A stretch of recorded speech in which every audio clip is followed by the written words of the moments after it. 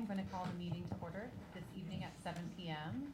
Welcome, everyone. I am Lauren Christensen, the school board president. I'm going to ask the remaining members of my school board team to introduce themselves, starting with Anna. Amin Ahmed, welcome, everyone. Thank you for joining us. I'm Cheryl Picard, and it's nice to see everyone tonight. I'm Jennifer Voss. Thank you for being here. I am Patrick Hughes. Thanks for joining us on this cold evening. I'm Judy Westrup. Thanks for coming out tonight. Good evening. I'm Ramchuk Sidhu. Thanks for being here and Happy New Year. Dr. Merritt, can you introduce yourself and your team? Good evening, Superintendent Monica Merritt. Welcome to our meeting this evening. I'd like to begin by introducing Mr. John Krieger and want to thank him for making sure that our greater community is able to capture these meetings and able to do that with our technology. Also want to thank my executive assistant, Ms. Diane Robertson. We always want to thank her for being here, capturing the minutes and keeping us all focused in the right direction. I'd like to ask the remaining members of the team to introduce themselves. Thank you, Dr. Merritt. Kurt Tiskwitz, Assistant Superintendent for Student Services. Welcome. Good evening. Jill Minnick, Chief Finance and Operations Officer. Good evening, Beth Rail, Chief Academic and Innovation Officer. Thanks for being here tonight. Good evening, Abdul Medyoun, Chief Human Resource Officer. Welcome, everyone. Liz Vartanian Gibbs, Assistant Superintendent, Student and Family Engagement. Let's all stand for the Pledge of Allegiance.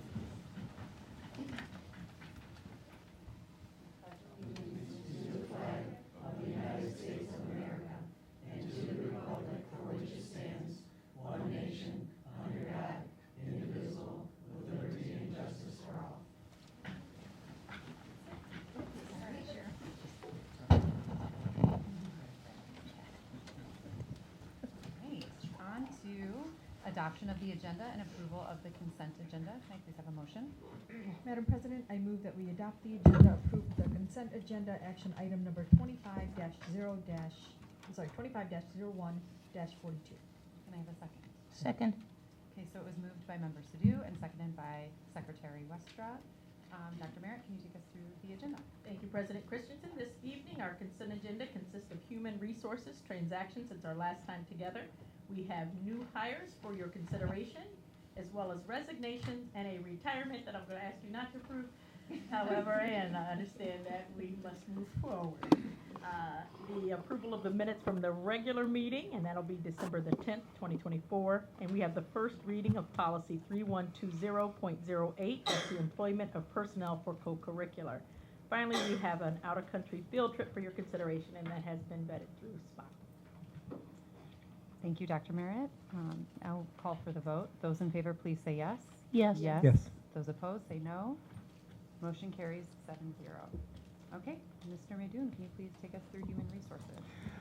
Yes, we have several new hires today. If you are in the audience when I call your name, please stand up. I do have a sweet treat for you. The first hire I'm going to recognize is Kayla Ellis, who was hired as an elementary ASD teacher at Dotson.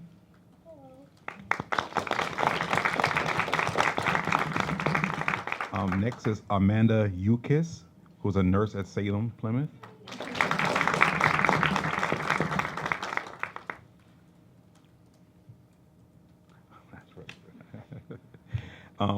Emily Strozeski, a resource room teacher at Erickson.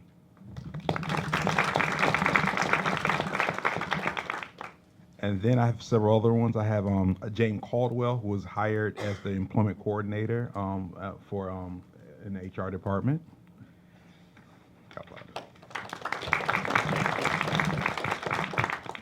I have KJ, who is hired as a new computer technician within a district. And I have Caitlin Morris, who's been recommended for the accounts payable position. See how happy Jill gets? So we welcome those new hires to the district. And I guess the people who are here, when I finish the next part, which is going to make Dr. Merritt unhappy, would you meet me outside? I do have your sweet treat for you. And we have one retirement I would like to talk about, and she happens to be sitting to the right of me. It's Beth Rail, who's retired effective July 31st of this year after a long career within education. We wish you well. And in my short time knowing you, I just want to say I've learned a lot from you, and I really am going to miss you. I want to add for Beth, Beth has been with our district since 2019, and it has been such an honor to serve with you. She has always been student-centered. She is an innovative spirit. She always finds a way to get to yes. And under Beth's leadership, she's brought us to innovation period, and that was literally a conversation where I said, Beth, I need something, a fifth special. You're all about innovation. We're moving towards the building of this innovation hub, which was also a brainchild of Beth. And this is for our pre-K to 5 students. And I think within 3 weeks, she came back with a team, and by 6 weeks, the curriculum was established, and that launched the innovation special. Our learner profile was a brainchild of Beth and really getting that work together. Our e-sports programs, and I think back in December, I was talking about how our students had performed and at the state level.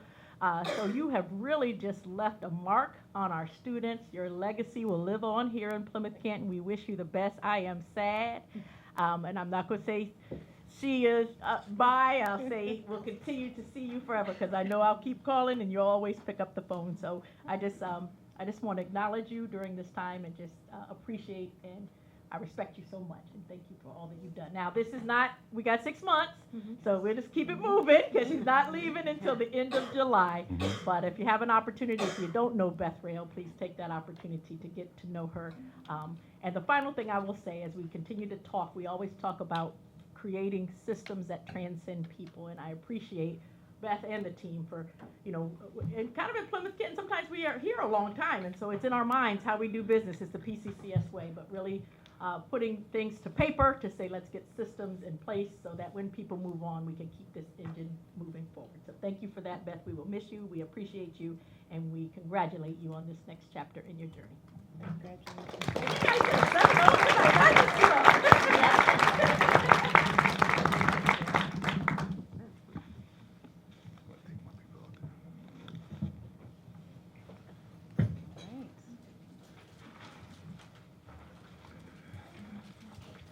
We'll soak up those next 6 months with Beth. That's all we can. Okay, so now we are moving, 6.5, you're right, thank you Yeah, for that correction. Let's not shortchange us a little bit. Yes, yes. Okay, on to celebrating success. Our presenter is Secretary Westra.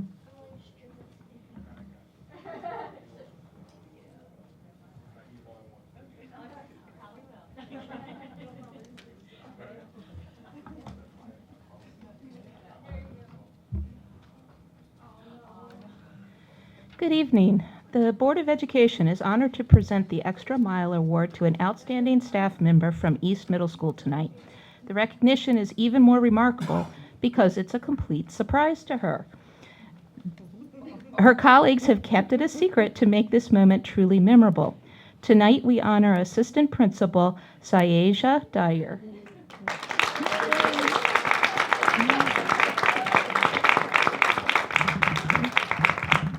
Sayeja is a calming and dedicated presence at East Middle School. She always greets students, staff, and families with a smile and positive energy. She quickly addresses any concerns, whether resolving conflicts, supporting teachers, or ensuring students feel heard. Known for her collaborative approach and problem-solving skills, Sayeja is a trusted leader admired by her colleagues for her professionalism and kindness. Beyond her daily responsibilities, Sayeja is committed to creating an environment where everyone feels supported and motivated to succeed. Her thoughtful leadership and consistent hard work have impacted the school community, earning her the respect and admiration of all that work with her. I'd like to invite Ted Youngless, principal of East Middle School, to share his thoughts on Sayeja's exceptional work.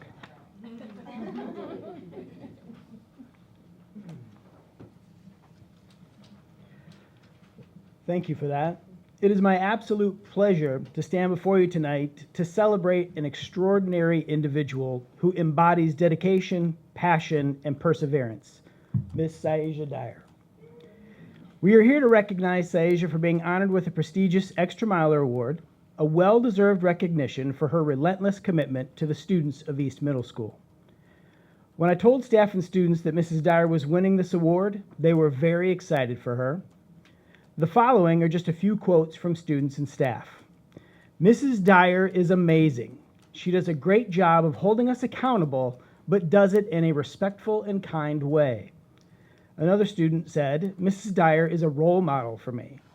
She is very strong. She is so kind and understanding. To me, she is part mom, part assistant principal, and part counselor. The staff was equally as excited to talk about Saeja.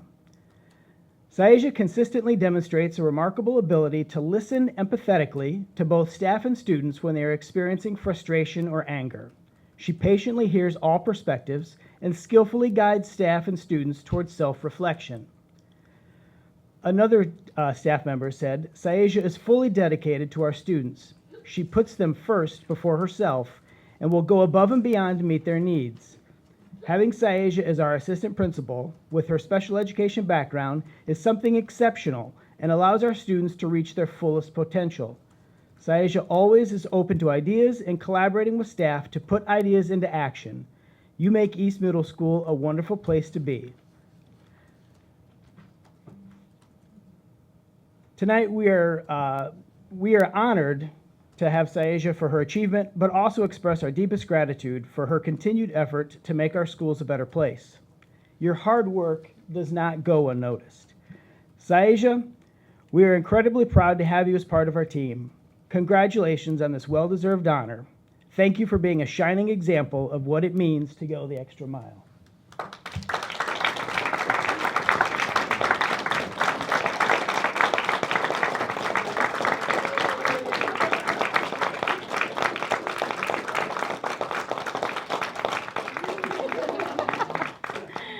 On behalf of the entire Board of Education, I proudly present Saeja Dyer with the Mary Beth Carroll Extra Miler Award for her exceptional dedication, leadership, and tireless commitment to making East Middle School a better place for everyone.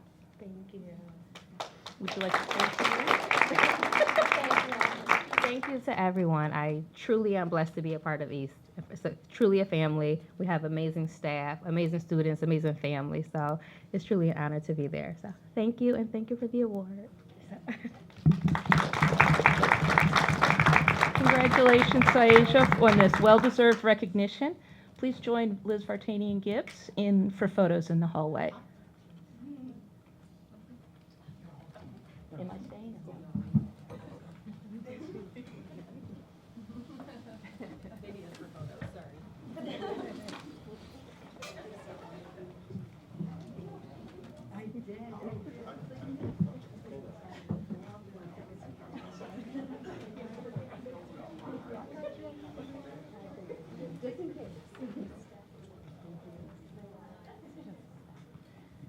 Okay.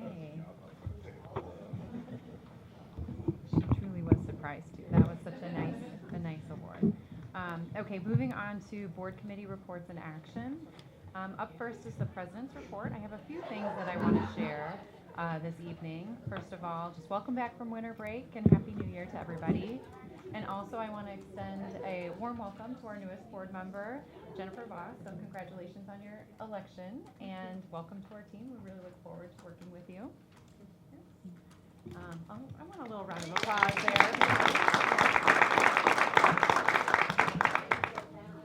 I also wanted to remind the community that we are looking for our citizens, members of each of our board level committees, our subcommittees. So that includes policy, student performance and achievement, finance and operation, as well as our student voice and action committee. So there's 4 total. Each subcommittee is looking for up to 3 representatives from the community. We are now currently, the application process is open. If you go to our district website, P-CCS-K12.com, it's front and center actually on our homepage, which is awesome. So you don't have to really hunt that down. It takes you right to a link on our school board subpage and gives you some more details about that application process. But we are collecting those letters of interest and any other support materials that you want to include through January 21st at 4 p.m. Each committee chair will schedule interviews this coming February to make those selections.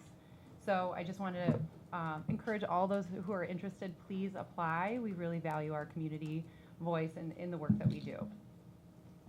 And that concludes my president's report this evening, so thank you very much.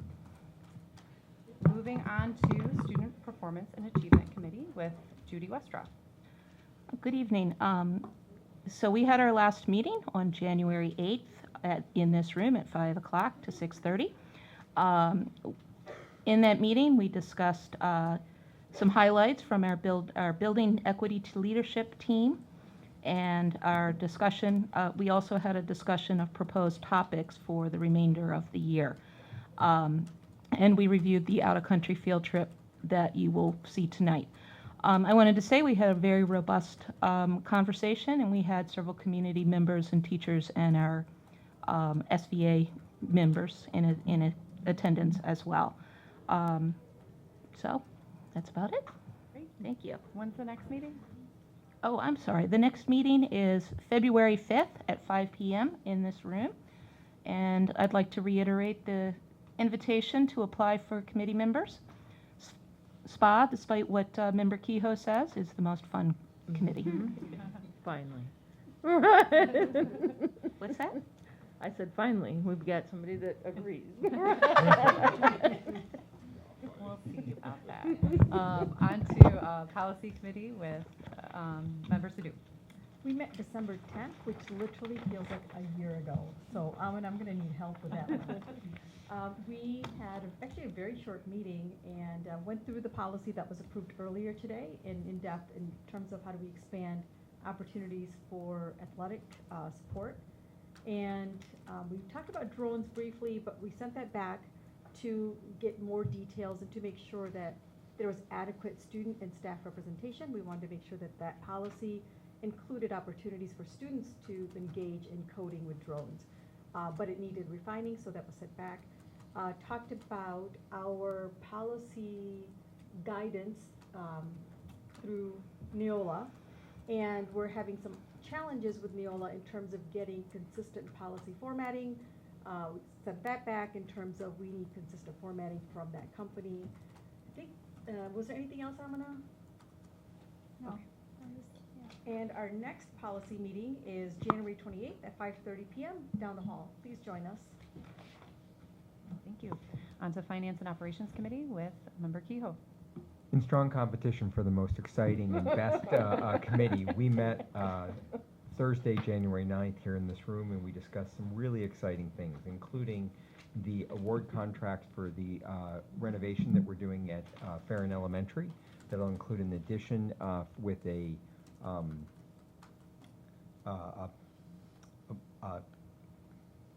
gymnasium, as well as a music area as part of that process, as well as a classroom that can be dedicated and used for arts. That will be on the agenda for this evening. We'll hear more details about that tonight. We also got a sneak peek on some of the long overdue renovations that are happening at the Plymouth Canton Educational Park, including the Salem High School renovation. We made some adjustments as a district to move Salem up, given some of the long-standing concerns that people have around Salem, and it is a very extensive renovation. We will be seeing more details on that coming forward to the full board in the coming weeks.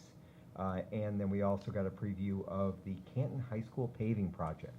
It may not be very exciting, but one of the things that we identified, or was identified, is that part of the Innovation Hub, which has finally broken ground, we needed to make some changes with respect to stormwater retention. So it's now time and a place to be able to put the stormwater retention in place and repave Canton. Canton will be up afterwards on the renovation schedule, but this won't interfere with that process. Our next meeting is coming up on Thursday, January 23rd at 5 p.m., and we welcome the community to attend. And we always welcome people from the community to apply to be one of the citizens' representatives, to have a seat up here at the table and find out how all the cool things that we do as the Finance and Operations Committee. Thank you, Treasurer Kehoe. On to Student Voice and Action Committee. Typically, we kick this over to our student co-chairs, but it is midterms time, so they are away studying and focusing on their studies. So I will share out a report from our last meeting. So at the last meeting, the students discussed the next steps for how they want to tackle mental health and wellness and student involvement there. There was some vetting of the panorama data that we'll be looking at this evening, as well as a discussion around the co-chair process. So each of the student co-chairs serves a term for 2 years. So it's that time to make a selection for new representation of that team. The next meeting will be on January 27th from 4:30 to 5:30. This is at Discovery Middle School in the auditoria. We welcome all to join. Thank you. Okay, on to administrative reports and recommendations. Dr. Merritt. Thank you, President Christensen. And I would say tonight is exciting as our school board members at every meeting, we talk about the most exciting part of this meeting is celebrating success, and you spend time to just elevate and amplify the positive things that happen in our community and our school community. Well, tonight it is your opportunity for us to celebrate and thank you for all the work that you do. January is School Board Recognition Month, and we are so honored to be able to celebrate with you today. Your advocacy, your voice. We always say it's the thankless job. We thank your families because that's an extreme sacrifice for the work that you do, and oftentimes you're not thanked for that work. So we want to thank you for that. If you would indulge me, Wayne County Regional Educational Services Agency has again adopted a resolution on your behalf, and this was taking place at their meeting in December. I'd like to read this on your behalf. Whereas education is essential to the future of the 43 communities across Wayne County, as well as to the prosperity of our state and our nation, and the boards of education that represent the more than 260,000 students across Wayne County play a vital role in providing high-quality education for each student attending their schools. And whereas these dedicated public servants demonstrate an unwavering commitment to their responsibilities, voluntarily contributing countless hours of service on behalf of the students, parents, and educators, and the community members of Wayne County, making thoughtful and informed decisions on policies, programs, and resources that affect the quality of education. And whereas Wayne County School Board members as local citizens exhibit exceptional leadership and vision, advocating for the needs of students in their communities and engaging with policymakers in Lansing and Washington, D.C., and whereas Wayne County School Boards understand the importance of ensuring access, opportunity, equity, and excellence in education, and they are dedicated to advancing student achievement and well-being while ensuring schools remain safe, supportive, and inclusive. And whereas the mission of public schools is to meet the diverse educational needs of all students and empower them to become informed and productive contributors to society and an ever-changing world. And whereas the state of Michigan and the State Board of Education have declared January 2025 as School Board Recognition Month, providing an opportunity to celebrate the commitment, the passion, and resilience of school board members.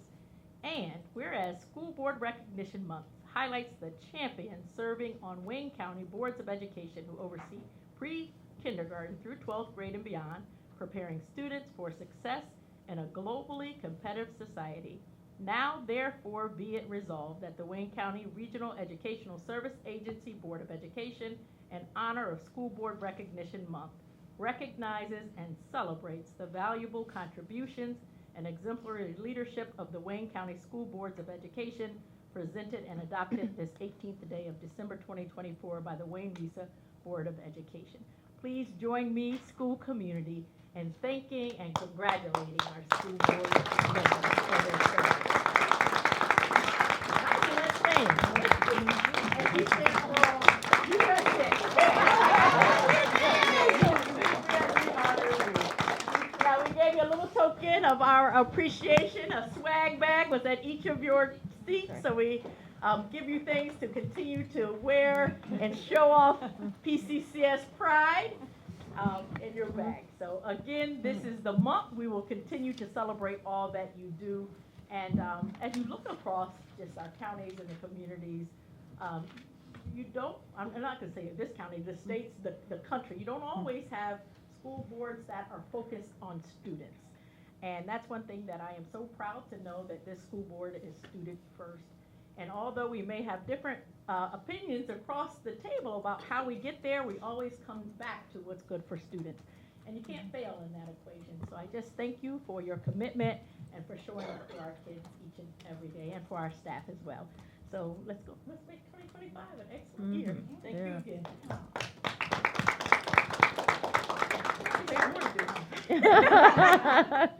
As we continue on with a couple of items just to highlight as we start at the start of the school year, I just want to look back a little bit, looking before going home to the break with our West Middle School bus drivers, and just want to thank them. They got together, it's 14 bus drivers that service West Middle School. They teamed up in the week before the holidays, and they delivered over $800 in Meijer and Target gift cards to our West staff to distribute to students who may need some support across the holiday season. So we're just so grateful for our bus drivers. I know over time have talked about our partners, they truly are a part of the P-CCS school community, and they are truly invested in the success of our kids and our staff. And we just thank them for their support and for their professionalism, getting students to and from school each day. We often say that's the first face that many of our students see, and they're checking in to make sure that they're okay. They're just so valuable, and them giving back is just something that we applaud and we're so grateful for. As we continue to talk about our students, I'm glad to congratulate Tesco Chicani. He's a senior at Canton High School, has been recognized for his work in the classroom by being named a 2025 Regeneron Science Talent Search Scholar. This is the nation's oldest and most prestigious science and math competition for high school seniors. Scholars were chosen based on their outstanding research, leadership skills, community involvement, commitment to academics, creativity in asking scientific questions, and exceptional promise as STEM leaders. Tesco will receive a $2,000 award, and Canton High School will also be granted $2,000. So we want to congratulate them on this. I want to take this opportunity to share with our community, I'm going to say an exciting night. It's an opportunity to really showcase our outstanding academies. That will take place on January the 23rd. This is our Academy Information Night. Families can come, they get information about our Arts Academy, the STEM, the Business Academies. We can also learn a bit about the park's smaller learning communities. I think that's so key as parents, and we've been there when you are fearful sometimes of the size of the park, but have an opportunity to learn about some small learning community opportunities there. And we'll have just staff, teachers will be there to answer questions for our families. This again will be held at Canton High School with sessions beginning at 6 and 7 p.m. And finally, I want to thank our board members. We had a special meeting last night, but we were able to exit a little sooner than planned, so I had the opportunity to join our amazing Special Olympics event that took place at Plymouth High School, where the class of 2025 Student Council teamed up with the Special Olympics to host the Area 23 Special Olympics basketball tournament. The tournament featured Plymouth Canton's 4 Special Olympics basketball teams. They scrimmaged against each other on the Wildcats varsity court. The games were refereed by the Wildcats boys and girls basketball team members, and we had an amazing PCEP student section. I said to one of the coaches, I think this student section is larger than any basketball game I had seen. So they were there just supportive of their athletes, and I just congratulate everyone that was involved. Mr. Tiskowitz was there. He just had students cheering, and it was just a wonderful event. So again, just thank you to everyone that organized this event, and thank you for our school community for the inclusive nature in which we embrace and amplify all of our students. So that concludes my report for this evening. Thank you, Dr. Merritt. Okay, on to teaching and learning with Beth Frail. Yep, and it's my pleasure to bring with you Jonathan Flukes, Director of Data Assessment Research and Evaluation, who's going to do an overview of the 2024 Fall Panorama Student Survey. We did vet this earlier, just before the break at SPA extensively as well. So I'm going to turn it over to Mr. Flukes. This is the one that in the past used to be a staff, student, and community survey, but this year it's narrowed to students because we're doing the other ones later in the year too, just in case for framing. Mr. Flukes. Thank you for having me. Let's try this clicker. There it is. All right. So this is the general purpose of what we'll be talking about tonight, really updating what we saw from the student survey from this fall, highlight kind of the purposes of that survey so the community can understand why we're doing this work. And then we'll highlight some of the areas that we saw that might be strengths and some focus areas based on the student feedback. This is a logic model, just kind of a visual representation of the work that goes into the student survey, highlighting the resources, activities, outputs, and then some of the goals, and relating that to the purpose of that student survey.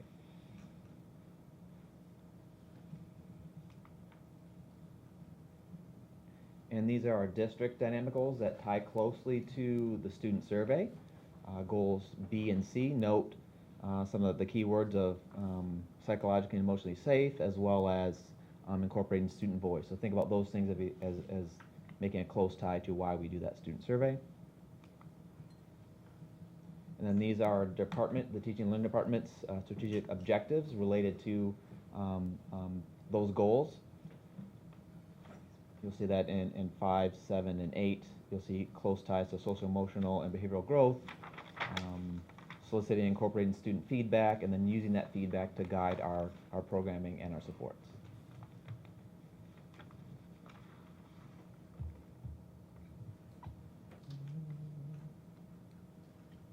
And this just gives you kind of a timeline of the K-12 teacher perception and the 3 through 12 student surveys in terms of when they happen throughout the year.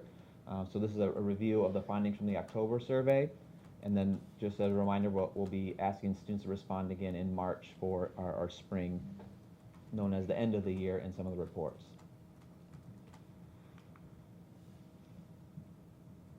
So we talked about social emotional learning and behavioral learning, things like that. So what really is social emotional learning? So I thought this might be a helpful way to describe what it is. And really, if you think about the mindsets, the skills, attitudes, feelings that help students succeed both in school, career, and life. So that's really what social emotional learning is about. And at the core, it focuses on students' fundamental needs that really drive those critical components that allow learning to happen in schools. So that's kind of the why behind social emotional learning. And you'll see that the student surveys have a large component of social emotional learning, as well as just gathering their feedback. So because that's important here at P-CCS, that's why we have these surveys. And there's a strong research base and a strong link around student emotional learning skills, both the skills themselves and then the active learning around those that are tied to improving school climate and safety, as well as long-term academic, career, and life success. And these surveys also give students an opportunity for them to respond and to offer their voices around things and how the schools can better support them individually and their peers. And then there's a link here if you want to dig deeper about all the research links around social emotional learning, and then the teaching of social emotional learning from the CASTLE group. That's the Collaborative for Academic Social Emotional Learning. Lots of research from there.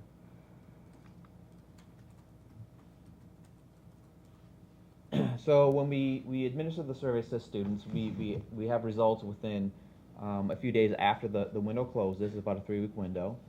And we review the data here, for example, in the fall and the spring. So school teams review those data as they make sense of that information around what their students said, and then tie that to their building improvement goals. And also to help support their planning throughout the year.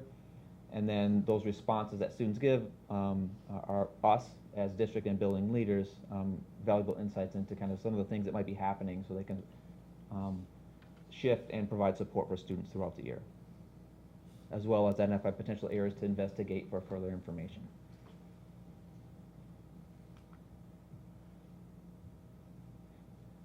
So here's some of the changes that happened with the survey wording and the survey this past year that just rolled out this fall.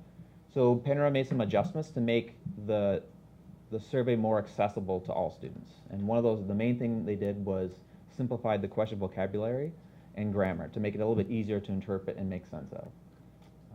They reworded some items to guard against recall challenges, because there were some items in the past that asked students to reflect on a month, and so they felt that it would better to focus a shorter time period so that students could focus on recalling that information. They shortened questions, they reduced topic length in general, and you'll see in some of the reports that grit is now referred to as perseverance in the 3 through 12 survey reports.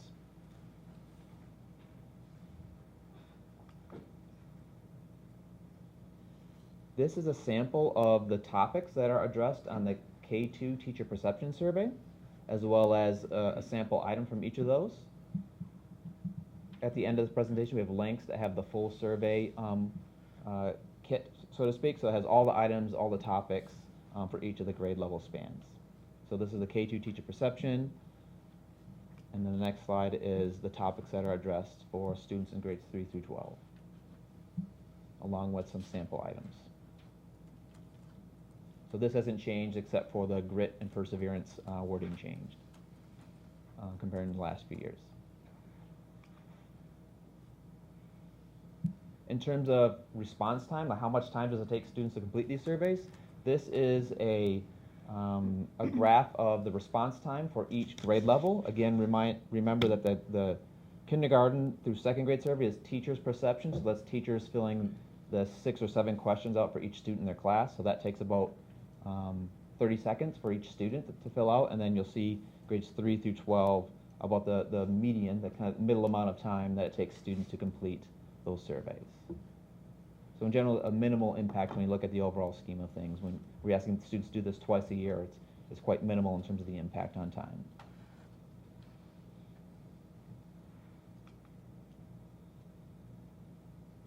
So here's some of the key findings. I'll share some bulleted key findings, and then we'll look at some charts and graphs that kind of reflect some of that same information for each of the different grade level groupings.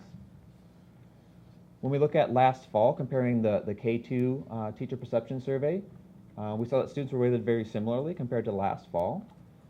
Some areas that we can consider some strengths where we had more than 2/3 of teachers responding for students in their classrooms in a favorable way were emotional regulation, so that's one of the areas of strength.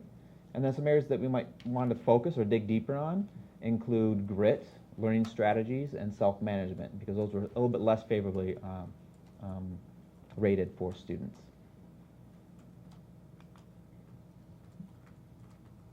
And this is that same information, just kind of in a graph form. Note in the upper right, we have the response rate in terms of how many ratings this includes and the percent of students included.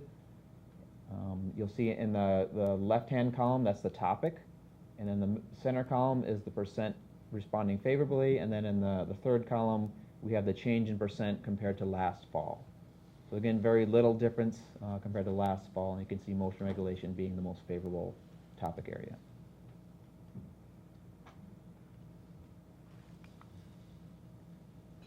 When we switch to our upper elementary school students, in about half the areas, students rate themselves as or more favorably when we look at comparisons to last fall. And when we compare to the national sample, we saw that all topic areas were kind of in that middle or average range in the 40th percentile or higher. And if we want to identify some areas of strength, we had more than 70% rating favorably. We saw that in supportive relationships, self-management, and teacher and student relationships, with the largest increase in self-management. And we have some potential areas of focus where they were a little bit less likely to respond favorably for students in terms of growth mindset and emotion regulation. And we saw the largest decrease in growth mindset, and I'll talk a little bit more about that in a few minutes.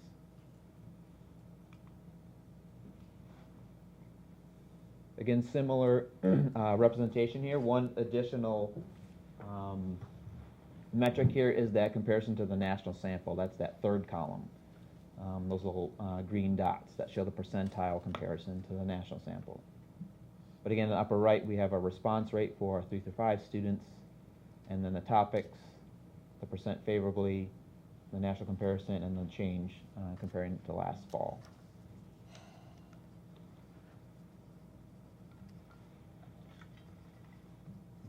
Now we'll move on to our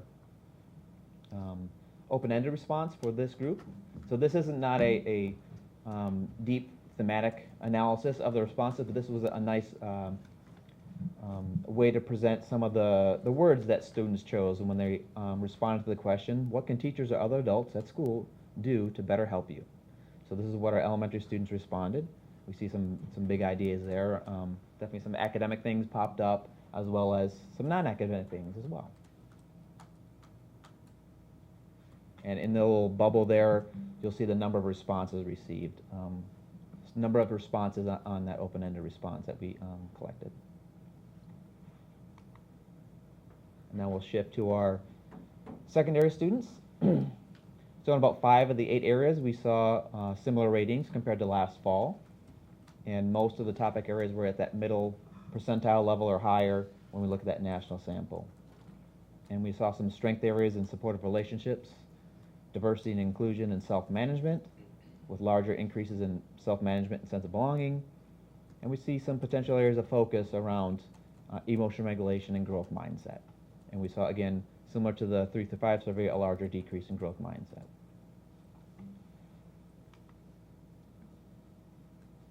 And here are the results for the 6 through 12 survey.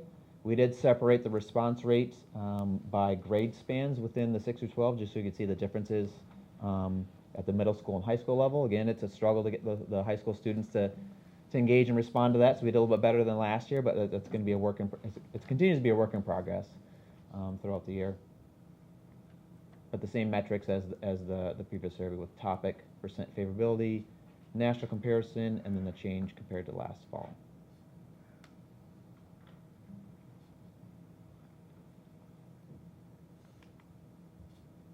And a similar question was asked of the 6 through 12 students. What can teachers or other adults at school do to better support you? Much more focus on homework and workload from our secondary students, but also some non-academic things popped up as well.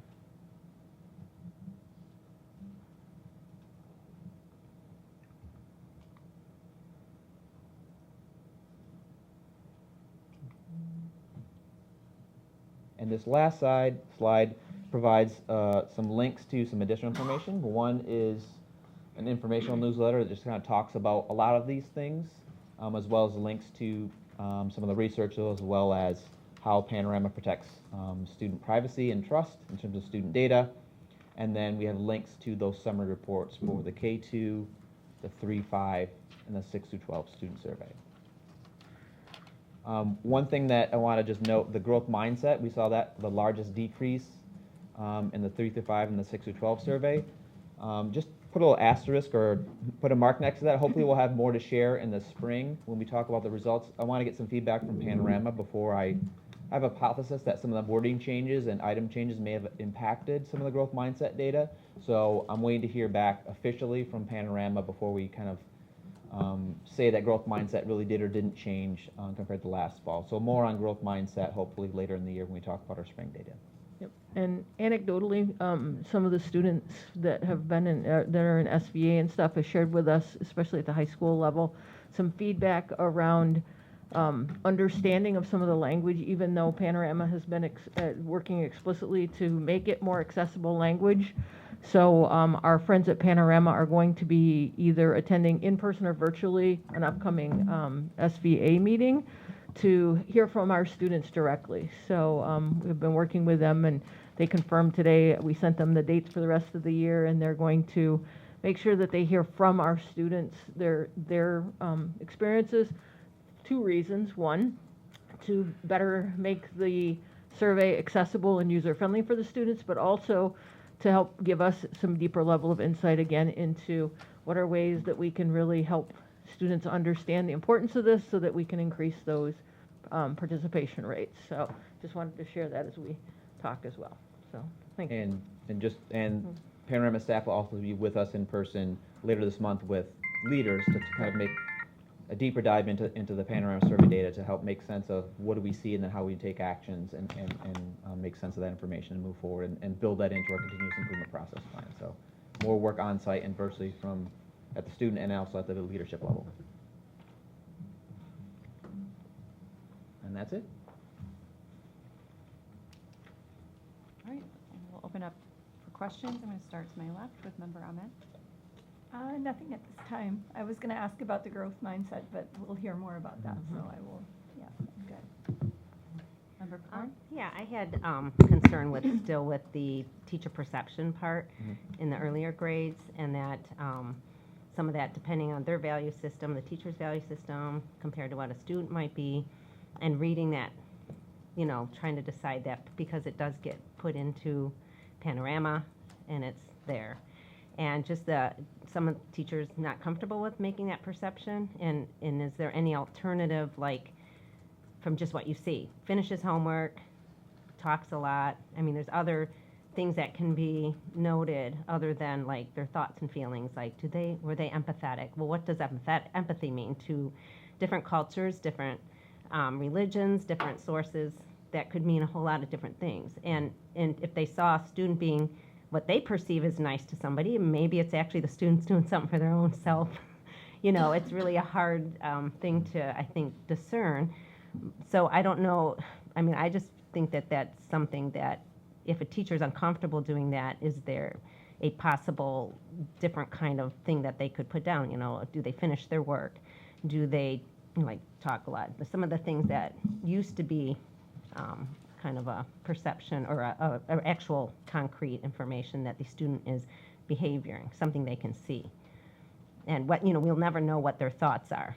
And to kind of give a subjective description of that seems kind of a little too much. And that thoughts are their own, and that's something that, is not somebody to determine all that. So that's just one of the things. And just overall, there was something else I had too. So Member Picard, can I just I ask, could so keep going. make sure that I'm understanding your question. You're asking if teachers can opt out of performing the K through 2 portion of the panorama The data. perception, like, is there, and the ones that are uncomfortable, is there something else that they could do to say, just your behavior in class, like how are they, do they self-manage? Well, they don't have that conquered, or something more that they can see instead of that they're perceiving, because that can be so subjective depending, and we have so much, if we're talking diversity, so many different opinions on that. What's appropriate, what's not, and how do we determine what is? I mean, what's the moral standard? I mean, there's many different ideas about that. So, it just seems like there needs to be some other way of describing. So I think I can start high level and maybe have the team. In terms of this particular survey, because it's Durham referenced, those are going to be your standard, questions that they're assessing.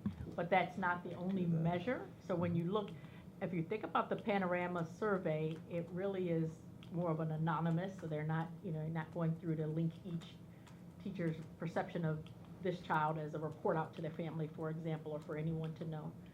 But those do happen in other ways throughout the school year. So as you're assessing students with their report card, behaviors, so that would be individual to talk with parents about, these are the things that we're seeing, kind of the examples that you shared and how your student is performing in these areas. That would be personalized and individualized to the student versus this type of survey.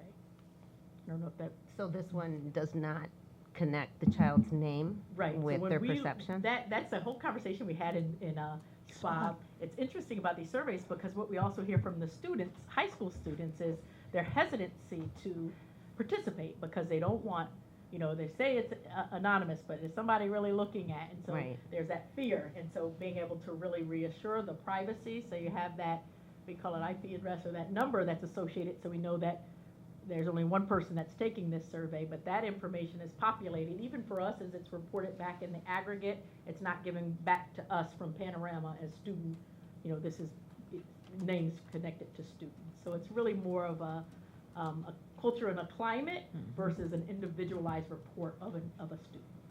Yeah, well, I just kind of feel like still the perception part could be very, could be wrong, very wrong, very subjective, yeah. Depending on each teacher's value system and student's value system, and just thoughts to try to, to just declare that this is the thought process, because thoughts are pretty personal, so, just on that. So I have a little around, but I have another question. And I think with our work with Panorama, and we work regularly with our leaders, and so I think they're well aware that no assessment is perfect. And this is, we consider a survey of this as an assessment of students' social emotional learning or their mindset. So, or teachers' perception of students, we know that these things aren't perfect, and that we take that information and use other information to then make sense of it. So I think the educators in the district are well aware of the limitations of this information and use that accordingly, so they don't draw conclusions that shouldn't be drawn based on like one item of data. So I think that we have a lot of backing in that respect. But I think Castle does present a certain view of things and value system that some people may disagree with. And I think overall, empathy, what is empathy? Who decides what empathy is? Some kids might go up to a student and try to help them. The other student's offended. So, which has actually happened, and there's a situation that did happen. And that the student who was actually trying to help the other student had to take one of those classes because the other student was offended. So, I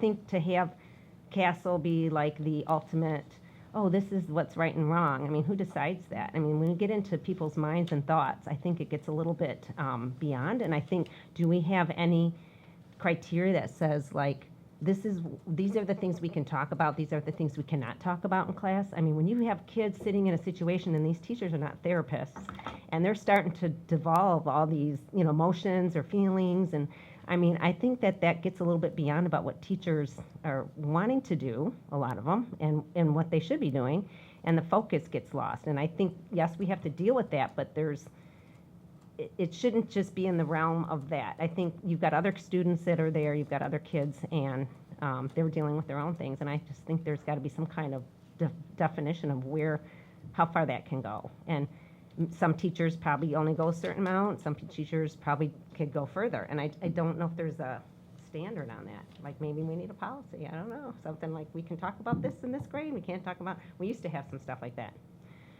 So, And just to clarify, this is the students responding to these items. I know, but it's using Castle. So this doesn't incorporate necessarily how teachers then support students' SEL. This is just about what students said about these items, or what Yeah. teachers perceive. And so No, I I also get want to that. pull up the items here just as a reminder these are the items that teachers respond to for our K2 students. These are the actual items. There are only 6 of them in terms of, what they, so again, it's just, what are their impressions of how the student is no, I understand regulating their emotion, being socially aware, how they're engaging, how they might persevere, kind of strategy they use, and then how they might be managing themselves. So, No, I and then understand students that. respond to similar ones at the upper grades. that. Yeah, I was just kind of commenting on Castle in the whole. So if I may interject as well, so the teacher perception is for our K2 students, because at that age, they're not necessarily able to take the survey on their own, so it's for our youngest learners. Beyond second grade, it moves to the own student survey support. So that there's, that's the reason behind that perception. No, I is that- understand that. I know some teachers are not comfortable with that, so. Okay. All right, on to Member Voss. I went ahead and looked at the summary, and my only concern was, and maybe there's a reason for this, but the teacher perception, they were all down, and I wondered if there's a reason why everything is low or going down. I'm assuming we want it to be Yep. green and up.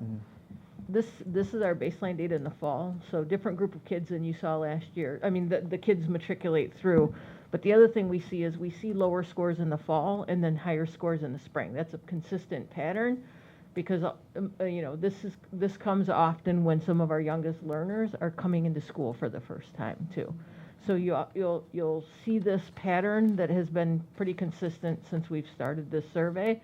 We see pretty large jumps by the time we get to the spring data, which you'll actually see not too long from now, because our spring data is sort of right around the corner. So. And those Yeah. large changes that you're seeing is what those stock survey summary reports from Panorama like to do is compare from the last time we administered. And so they compare, young kids in the fall compared to young kids in the spring. So as kids, develop throughout the school year, they're going to be better at self-management and emotion regulation in the spring. And so when we compare to last spring, it over and over it looks worse.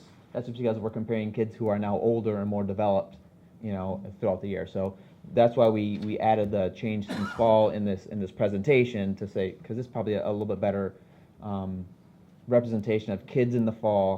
What do they look like this year compared to last year in terms of what needs they might have.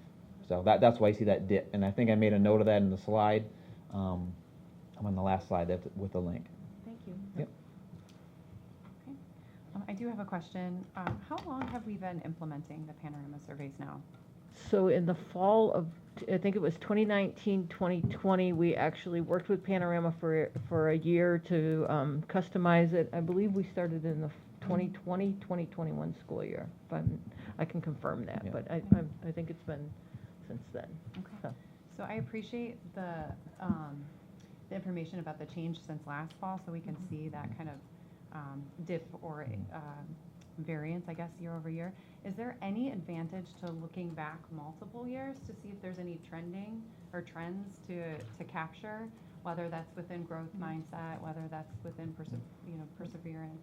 We've actually et cetera, talked et cetera? about that a little bit in SPA, Okay. about how you have to remember that you're not looking, if you're looking at K through 2, Yeah. each year you're looking at a different set of A different students. group, yeah. So what you really have to do is trace those students, that student body as they moved from K to 12. Fair, I see.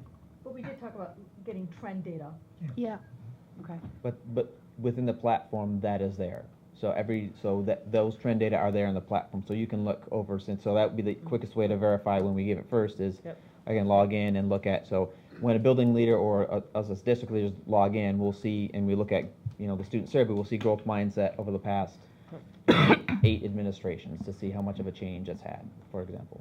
And we can add that to the data packet that we do in the end of year data packet too. Great, That that'd would be very helpful to see, I medical. think. Yep. Okay. I think that's it for me. I'll kick it over to Member Kehoe. So first, I want to thank the district and the administration for the work that you did in getting the participation rate up on the K through 2. 97% is really good. I appreciate that, and I think that's very much within our elementary school teachers' wheelhouse to be able to provide those simple questions and that data. I see this very much as a directional information. We're not identifying individual students. We're not reacting to those things, but it gives us feedback as a group as part of that process. I had a few questions. On the K through 2, we don't have a national norm, is that correct? That's correct. Yep. So Panorama doesn't do that? Okay. Correct, So are yep. we unique in the questions that we ask for K through 2, or do they just not provide the No, they data? don't. They don't have a national sample set to provide a comparative data, percentile rank essentially for district. I don't know I can't remember the logic for that, but I know it's just not available for We that can level. circle back. I think it's because it's not the individual answering the questions themselves, that it's someone else answering the perception of the students, but we can circle back with our panorama. It would be good to have a big asterisk on it to say that this is not individually answered, but it still would be helpful for us in understanding that national norm. There's And I also think the issue that some states do not require kindergarten, right? Yeah, So- there's a smaller sample set, but we can talk with them to see if there's a way that we can do that as well. On the word cloud for the, let's see, was it? I think it was in the 3 through 5. There's kind work. Are those two different words, or is kind work a word that showed up? Is kind work a phrase? I think they're separate words. Okay, 'cause but we have the full exact wording. When we get No, that's that fine. I input, saw yeah. that. I saw kind and work separated on the 6 through 12 in 2 different colors, but it was written in this way: same font, same size, same place. So I didn't know if there was some educational term for kind work. There is not. That- Okay. Yeah. Okay. If I remember, some of the responses might be, so-and-so helps me because they're very kind, or they help me with my work. It's fine. That's Great. so those are kinds of things that probably that If you did the represents, same thing that you did on the 6 through 12 in 2 different colors, it would be Yeah. clearer. The big question I had really was around the growth mindset. And I understand the concerns that we see in the dip, but even when we don't look at the dip that we see in growth mindset, our national norm ranking on that is not good. And it's not good and it's not good now, it's not good to where we were before in this process. So we can certainly get the feedback from Panorama as to whether that's an accurate action, but we have a problem. And I think that we need to look at that in terms of our score in the process. It's the lowest score that we have in the national norm basis, and I think it's something that we need to be conscious of in terms of what we're doing and how we're addressing that particular item.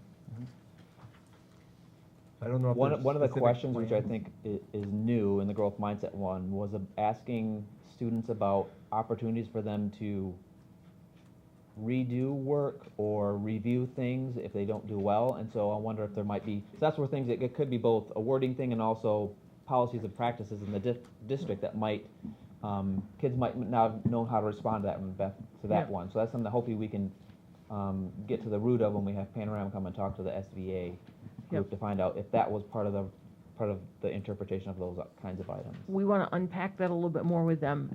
Also, that area talks about, like, me personally, my belief in my ability to change my comes back to neuroscience. So yes, there's an actionable, educable piece here, because it's about, do I understand that I can grow my understanding, that I'm not fixed, right? So, yeah, and so it's that piece about helping our young people understand better that their intelligence isn't capped. Like, we can continue to grow and grow and grow. Yes, there's an actual piece for us there. And the thing that's striking to me on this is that when we look at our growth data, when we look at our NWA results, we're seeing the students perform. They're generally meeting those growth targets that we have or exceeding them. So something's there, but our ranking of this thing is not great. Might be an interpretation of what the agency is, what is, Okay. not using that It's just, vocabulary as much. it's just because I don't know that our students are that unique against the national norm data set. That's why I'm surprised when we see our ranking be in the 0 to 19th percentile. It gives me pause. Yep, and this is one area of specific example we want to work with and hear from our students on. Okay. What is it that they're perceiving these questions are asking them to respond to? Because that will vary this conversation extremely. Like, it can ebb and flow this response specifically, but getting to the point where our students understand that they have control over their education, and that they have, like, there are things you can do to grow your ability to learn. That's a very key, important piece for any learner. So I know that this data came through SPA. Do we also take this data through the SVA? Yeah, didn't you mention that you Yeah, did? yep. Yes, we did at our last meeting, correct? So we did not do a complete presentation like Jonathan is doing right now. We gave them some high-level information of the results that you're seeing. So I guess there are canaries here. They can give us a great feedback as to where we're missing it in the questions, why we don't have response rates. Having more participation with them earlier before it comes to us, and then timing this meeting when we do this such that it doesn't hit exam time would be great for us to hear directly from the chairs of that committee. Yeah, I agree.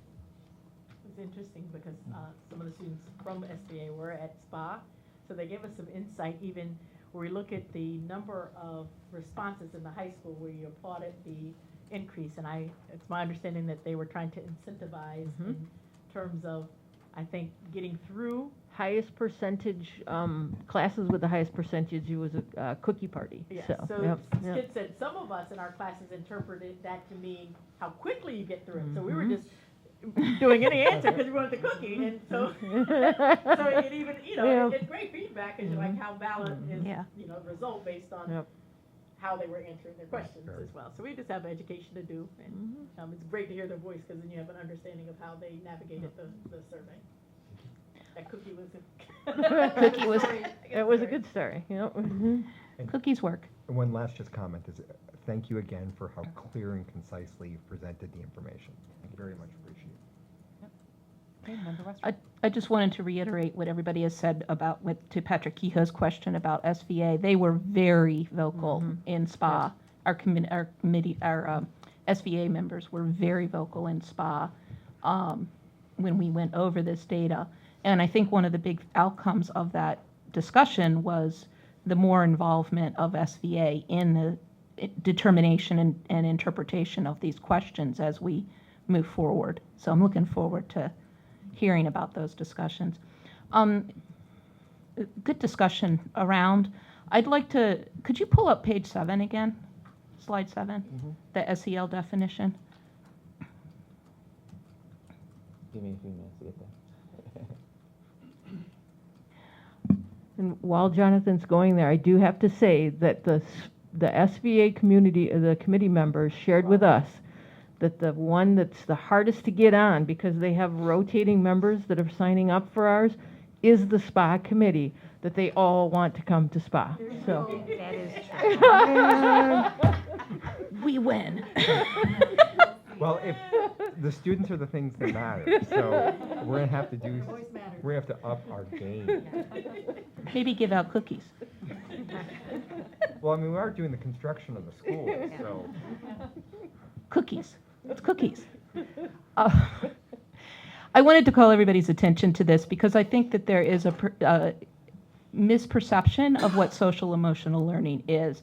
And this to me is an excellent summary of what we're trying to achieve in doing what all schools across the country are trying to do when they talk about social emotional learning, is that we're really partnering with our families to help our students develop the mindsets and the skills and the attitudes and feelings that will help our children succeed throughout life, right?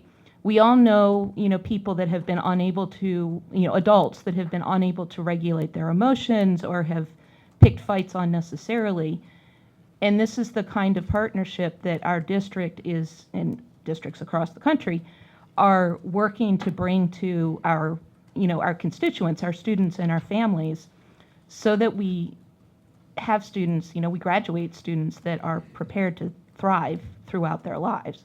It's not psychoanalyzing people. And I think that all too often gets lost in when we as a society hear the word social and emotional, it gets lost in translation. It's not about psychoanalysis or therapy or anything else. It's really about developing those soft skills that kids need.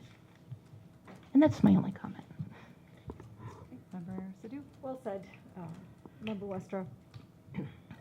I want to echo what Treasurer Kehoe said in terms of great data that was easy to understand and go through, and also want to thank my board colleagues for asking the questions that I actually had, particularly around long-term trend data. I know it's not the same kids, but just you could put it in a packet for us and we could dig through it. And looking at slides 7 and 8, I would encourage everyone to, again, dig deeper as to why this information is important. My question is more around how teachers are using this information, particularly when we see questions like, when you make a mistake on schoolwork, how often do you ask the teacher for help for ways you can do better next time? And we see 16%, which is 475 kids said never, or almost never. Mm-hmm. And there's, 3, 5, 6, 12 data that's really talking about student-teacher relationships.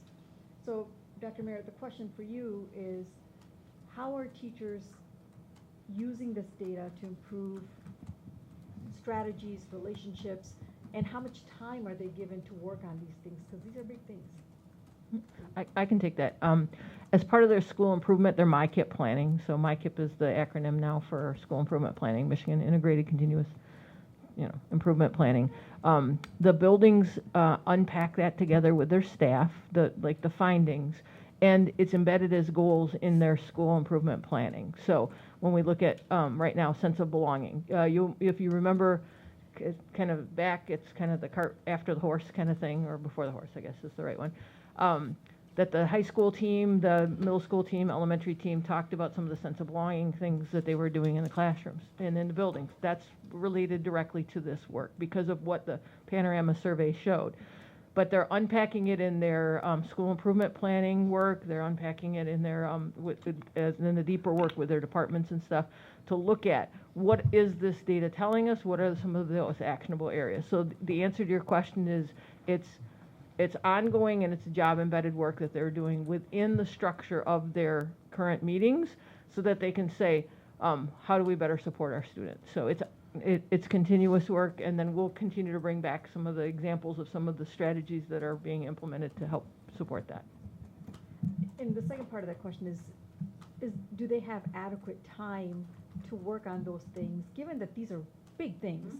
Sure. And a second part of that question is helping staff understand some of the things that Member Westra said, especially as we look at research in neuroscience, as Member Westra was saying, and I think Jonathan mentioned neuroscience.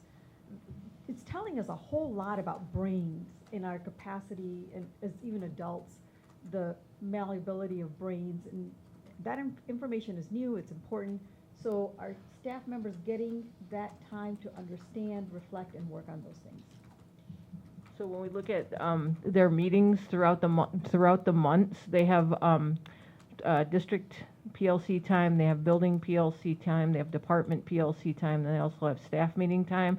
Those are dedicated times, plus all of our professional development time during the school year, and then optional stuff that we run additionally outside of that time. So we try to take every opportunity to help build those skill sets and understandings. So this is data unpacks, but the bigger piece is, what do I do professionally for myself? What do I do professionally for my colleagues? What do we do professionally as committees and teams and stuff to build our capacity and skill set to understand what this is telling us? So we've got several, we've talked about the personalized professional development, the Canvas courses that we've created and stuff. Many of them are around these areas. Like, what is it? How do you build not just skill sets, but also how do you support redos and reiteration? How do you support growth mindset in mathematics? Like, we have some very specific ones that are like that based on the data that we've seen over the last few years as we've built these systems together. So, and we continue to build them out based on what all of our data is telling us, not just single data points, because that's also important to understand. Is we don't ever want to put all your eggs in a basket on a single data point. So as we're looking at all of what the data we have is, we're also doing a lot of work around building assessment literacy with folks and data literacy with our staff. That's So, important. yep. Okay. Just the last couple of, maybe a question, a couple of thoughts. I'll wait till the spring data to really make some assessments in terms of where we are and what kind of work we need to do. But looking at slide 18 and the other one about the word clouds, 21, 18 and 21, you know, as a former teacher, looking at math is a big one, and we know that kids are struggling with math. I hope that there are enough programs for students to get that help, and we'll always say to Dr. Merritt, what can we do as a board to support staff and students in getting better at these things, as well as homework for the other K-12 data. So that's just a comment. And the last comment I have is the teachers that do all this heavy work, thank you. Yeah. Any other questions? Did you have another question? No. Well, I sort of still want to come back to, I know we do the survey, and it's under CASEL. So if we're doing the surveys, we're obviously going to be using that information in relation to the social emotional learning CASEL. And when I looked up one of the articles that, that was on there, I looked up actually all of them, but I have this one. And emotional intelligence, learning to walk in others' shoes, this is actually by Hunter Gelbeck. He's one of the major people in there. And he, in part of the article, it talks about there's some good things. There's definitely some good things, but there's some things that I think go off, and we are trying to teach kids the management, and there's a lot of good things, and teachers do present that very well. But because of the resource and because we are using CASEL, there's a lot of things in there that could also be a little slanted and goes a little beyond what I believe is the responsibility of the school and teachers. And one of his comments was, I'll just quote, "However, as with the issue of effective teaching, we quickly wade into messy terrain," which there is. First, which social emotional skills matter most? We want students to be caring, morally upstanding, purpose-driven, empathetic, and so on, and on and on. So how do we prioritize? Well, my question is, who's deciding what is morally upstanding? What basis is this? Because I see some of the things that they present on there I would disagree with. And also, there's also ways of, like, in classes, like, are we doing, kind of methods of relaxation, different things that start to come into it. And some teachers may do it, some may not. Where's the drawing the line? And I just kind of question that. So I think where do we stop on that? Because this could get so deep, and like, how are you feeling? Feelings are so, kids, you know, they're not always something you can base things on. Kids don't even understand their own feelings, and they're saying about feelings. And I just think there's got to be some more guidance on where we're taking this. I think it's good to increase, there's a lot of good things, but I think there's a lot of things that maybe overstep. So I just wanted to just share that part, because parents are concerned, and how do you opt out of that? Because some parents don't want that happening, or that kind of analyzing. I mean, some kids come totally prepared and are fine.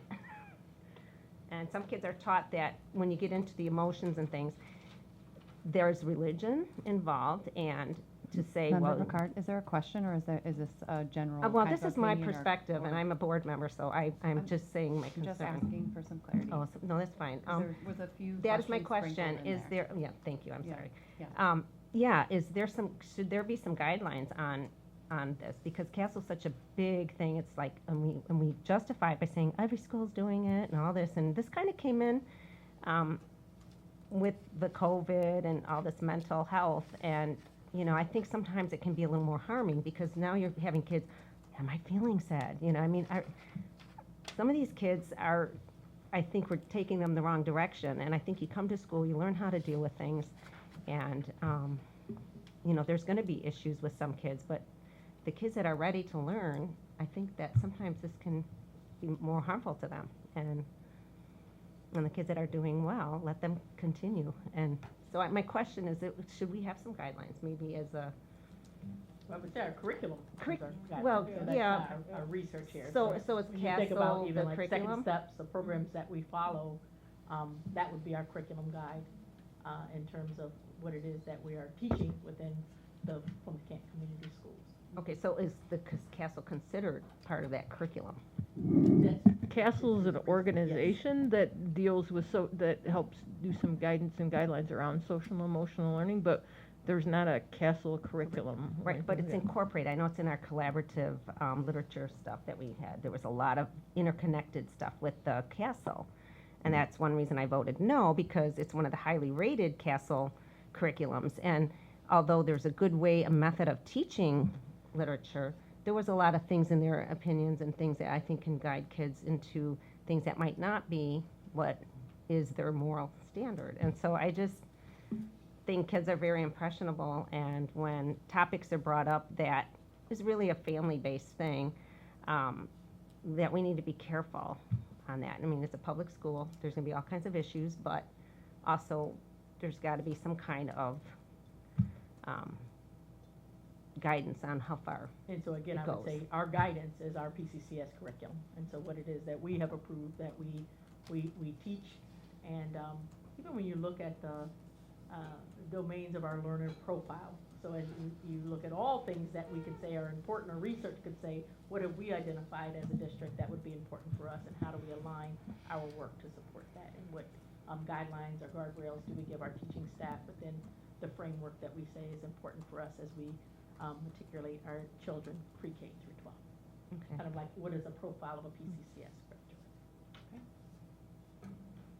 Well, All right. Right. Well, That's, I still have that question, you know, is there, how far does CASEL, like, I don't know, I think that's just, I feel like that has to be a question. And can parents opt out of some of these surveys? And So as that question, can parents opt out? Can they? Yes, Mhm. yeah, and Are we've they- we've had a do few they- Absolutely. Yep. who they can communicate with their building leader and ask not to have their student participate or have their student rated by a teacher, and they won't. So that's always been on the table for parents to opt out. And during class time, when they do social emotional learning, they can opt out. Like, you know, it's like that discussion time. I don't know, teachers do different things. So that's a little bit off topic, because we're talking about the survey itself, but if you do have that question, I'm sure somebody can follow up with you Okay. on that. Yeah. Okay, Thanks. all right. Thank you very much for the presentation, everybody. Okay, on to finance and operations with Ms. Minnick. We have consider approval of resolution for bid pack number EL-5, Farron Elementary Edition and renovation. This is a first reading. Thank you, President Christensen. For your consideration this evening, we have construction award recommendations for remodeling and constructing an addition at Farrand Elementary as part of our 2020 bond program. We have two parts this evening. First, we have a presentation with our construction management group and our architect to review the scope of the project, followed by those recommended contract awards totaling $4.81 million to be funded with our 2023 series of bond proceeds. So with that, I'll turn it over to Nick Tyndall here at the podium for an overview of the scope. Thank you. Thank you. Good evening. Like we said, we're going to be going over the Farrand Elementary bids that we had received, some other additional information. So just a quick schedule overview. With the addition, we'd be breaking ground in April 25, renovation completion of September 2025, ready for school. The addition would be wrapped up in February of 2026. Along with this bid package is some playground improvements. That would be September of 2026, which we are still getting documents around for that. So playground has not been bid out yet. That will be at a separate time. And we'll kind of go over that a little bit later as well. And I'll pass over to Derek to kind of go over some of the renderings. Thank you. Good evening. So Farrand Elementary, the work is fairly similar to the work that's been done at the elementary school. So on the top of the plan is the addition, which is a gym with a platform that can be used for music, and then a classroom that is slated for art. Renovation-wise, well, starting on the outside, there'll be parking lot improvements. On the inside, most of the restrooms, I think all of the restrooms will get renovated. There'll be some kitchen remodeling. One of the big items or needed items throughout the building is ceiling replacement and lighting replacement to LED lights. This building doesn't have lockers currently, so lockers will be part of this work, along with some of the sort of maintenance items, partial roof replacement and mechanical units. Derek, before you move away from that slide, may I ask you just to describe what the different colors mean on the description? Yep. So that darker orange reddish color at the top is new work. So that's the addition. It's all brand new. All the corridors are designated in the yellow, and then the lighter or the tannish color, those are all spaces that get renovated, some form of renovation. And then the areas in blue are existing areas that aren't getting any work. And that's not 100% true, because those areas will be getting new lights, but they don't get anything beyond that. One other item is the corridor down at the bottom there. The walls between the classrooms and the corridors are getting rebuilt, and that allows a couple things. One is the new lockers can be recessed into those new walls. On the classroom side, there'll be new casework, new cabinets, and then that also allows us to, with the new doors, create openings that are wide enough to conform with ADA standards.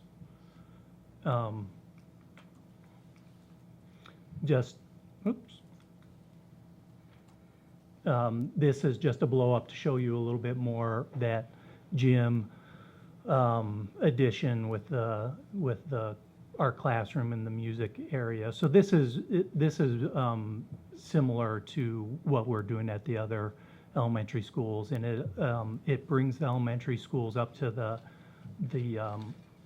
equity standard of having a separate gym and a separate cafeteria. And then just some 3D views showing that addition. The majority of the brick matches the existing building, and then a few accent bricks in there, just to break up that big box. That's just from the other side.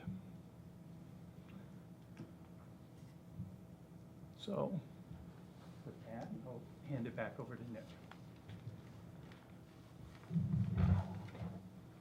So what you're seeing right here is a list of the 28 contractors that we're recommending. You see a couple kind of few rows down from the top that have a couple stars, as well as one towards the middle. Those indicate that they were the second lowest bidder.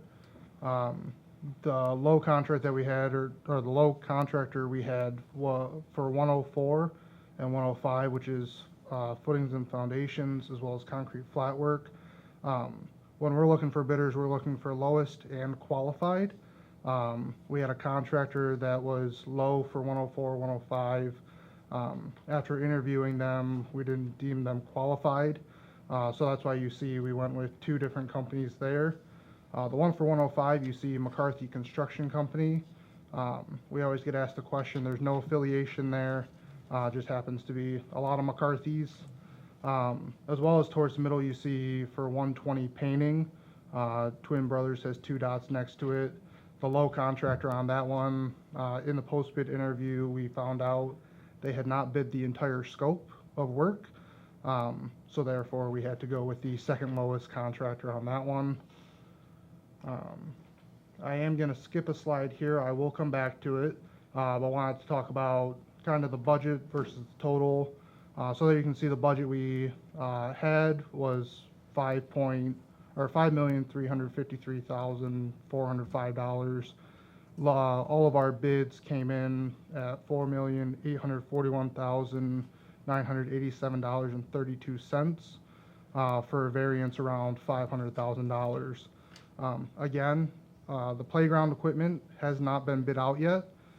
Based on previous projects, we expect that to be right there around that $500,000 area. So that variance at this point is allocated towards that. And then kind of after we get those playground numbers back, then we can reevaluate what exactly we have left.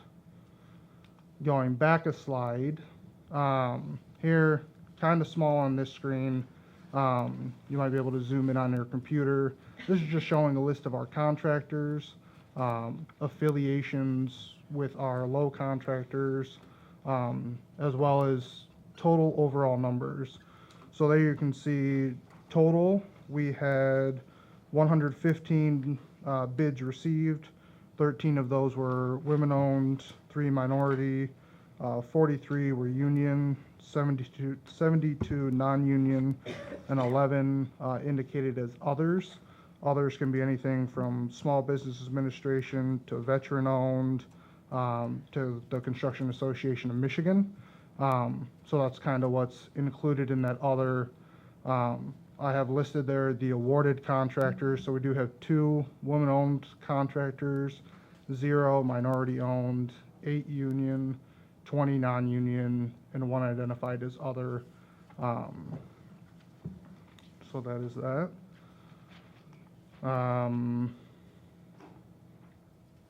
And that is all I have to present. Are there any questions?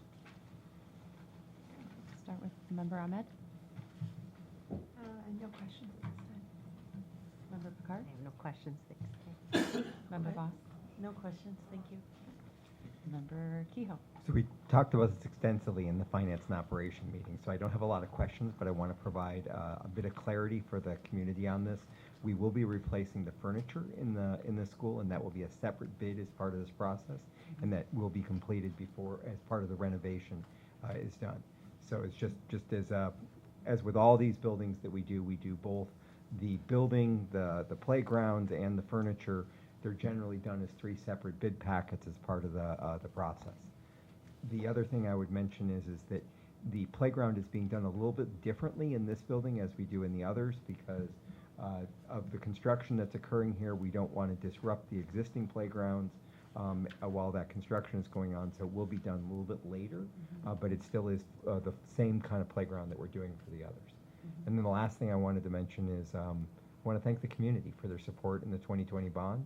That's what makes these projects successful and useful, and all the collaboration that happens in this, because we've seen a period of substantial inflation, and there's been some adjustments in scope in order to keep this within budget as part of the process, and I really appreciate all the collaboration that's happened with our bond steering committee and our construction managers and architects to get us to this point. So excited about this project. Member Westra? I want to thank the community and all of you for doing the work that you've done. I know that the community around Farrand is very eager to see these enhancements and improvements, and it'll be wonderful for our students once they're done. I had a quick question. Can I back up? Can I ask a question related to what you said in your finance report? Okay. You mentioned that the Canton paving project would be done, and my question is, there are a number of students there that have purchased spots and purchased parking spaces and painted those, and I'm wondering how those will be dealt with. The paving project will be done over the summer. Okay, So- perfect. Thank you.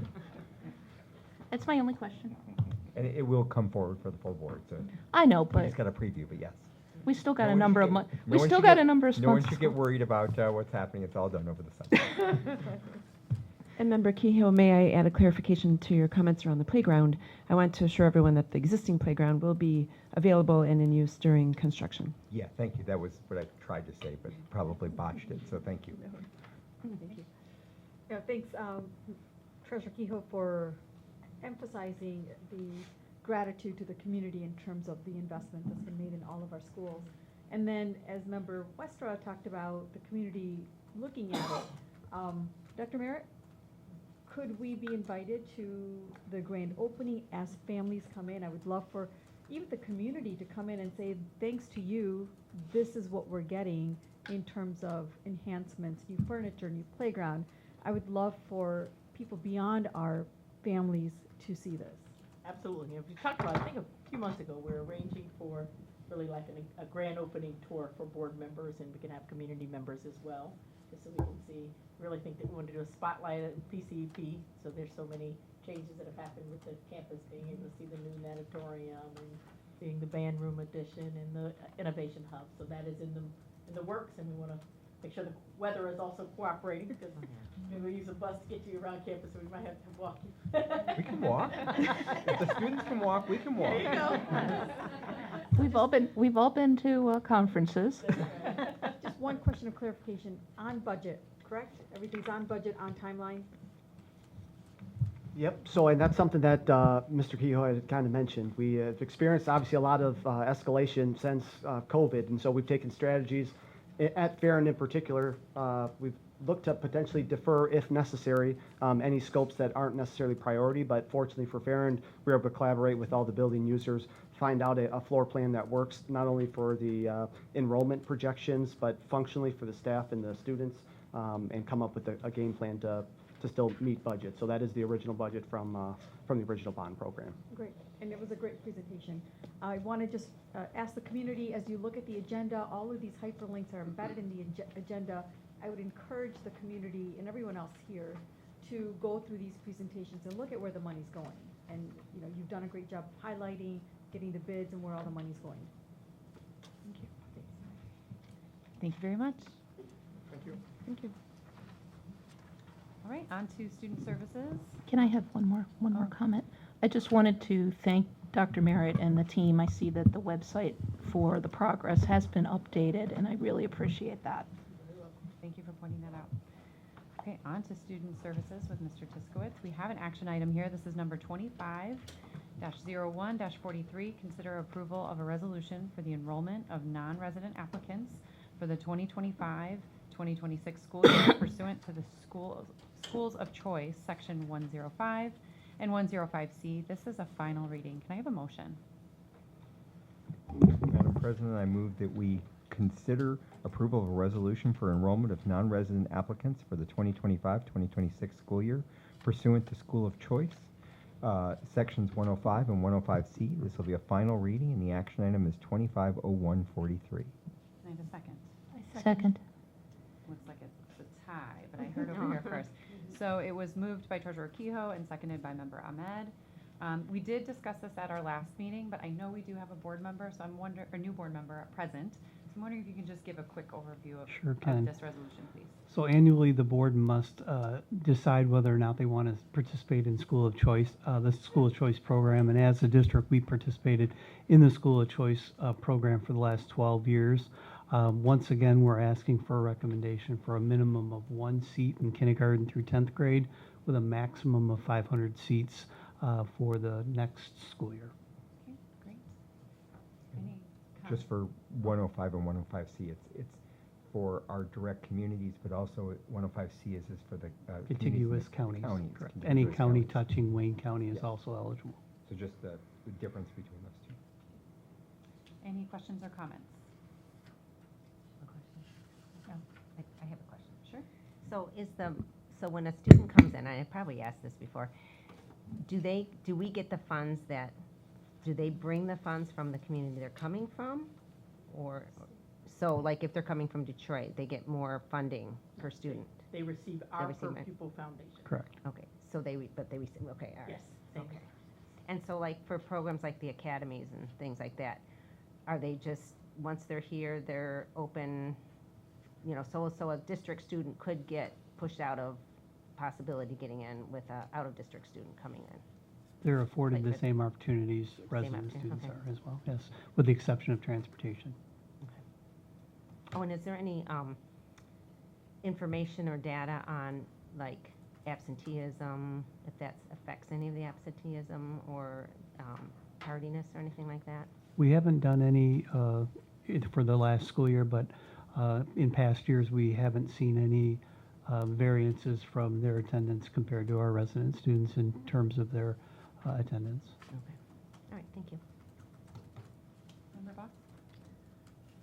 I went back and looked at all of the school board meetings around this time to see what was presented to the board. Is there a reason why, since 2018, there hasn't been a presentation explaining the necessity of this program? And in the past ones that I saw, it gave, absenteeism rates, it gave test scores broken out. And so I'm just wondering, for us to vote on this without that information, is it possible for us to get that maybe in 2025 or Well, 2026? I'll answer that. That was actually, it's a great question, and that was an intentional decision across the board at the time. Because as we go through this process each year, 12 years we've been through this process, and we've gone through that in many situations our non-resident students were outperforming our resident students. We look at attendance, our families are motivated, they're choosing Plymouth Canton, and so they're bringing their students here. And there was a moving past this feeling of othering students. So our families are choosing, once we approve this process, they become Plymouth Canton students. And so this feeling or this rhetoric that we were experiencing is this happening because it's those kids coming from different communities? And we're like, absolutely not. These are actually our homegrown kids that might have these suspensions or that might have some chronic absenteeism. So as we saw the consistent data around how our students were performing as a board, we said we're making this decision to move forward. There was a lot of rhetoric around property values going down and things along those lines, and that just absolutely was not the case. And so as we move forward, we just do our research around what is the number of seats that we need when we have open classrooms here, and continue to move forward. We've started over the years. I think we started with 50 seats maybe in kindergarten 12 years ago, and then continue to look at the success of students as they're choosing our school, and really has become the culture of our district to continue forward in this manner. Any other questions on this side? All right. At this point, I am going to call for the vote. Those in favor, please say yes. Yes. Yes. Those opposed, say no. No. No. Okay, motion carries 5-2. Okay, we are moving on to action item number 25-01-44. Consider approval of a resolution for the enrollment of non-resident students of P-CCS employees for the 2025-2026 school year. This is also a final reading. Can I have a motion? Madam President, I move that we consider approval of a resolution for the enrollment of non-resident students of P-CCS employees for the 2025-2026 school year. This is a final reading, and the action item is 250144. Okay, can I have a second? Second. Okay, so it was moved by Treasurer Kehoe and seconded by Secretary Westra. Again, Mr. Tiskowitz, could you give us a little background, please? Quick summary, this program simply allows any staff member who does not live within the community the ability to bring their student to the district regardless of where they reside. And currently, we have approximately 90 non-resident employee students that attend school here. Sorry, did you say 90? 90, correct. It's 89, actually, Okay, thank you. if you want an exact number. Very precise. I just misheard. So. Yeah. Okay, I will open it up to any questions, starting with Member Ahmed. No, I'm good, thank you. No questions. Any questions on this side? Okay. At this time, I'll call for the vote. Those in favor, please say yes. Yes. Yes. Those opposed, say no. Motion carries 7-0. Okay, on to citizens' comments. Okay, we do have one here. Miss Natalie Sharp.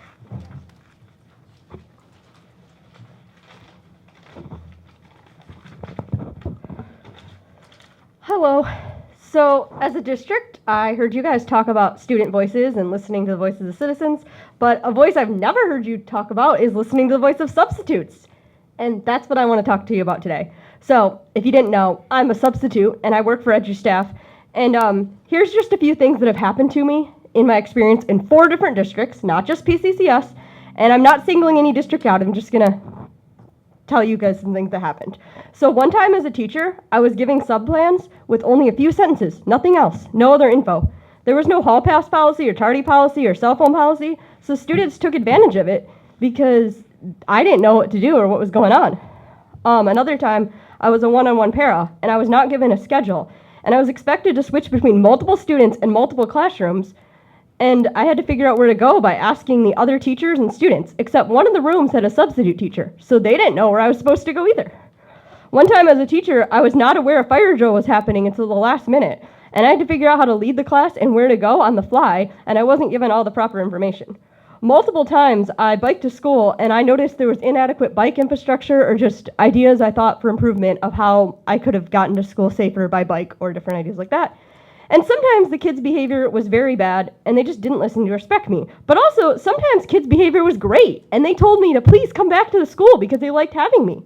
And finally, there were several times where the students were amazing and great, and I had no issues, and everything exceeded my expectations, and I just wanted the school to know how impressed I was, and how the facility and staff blew me away.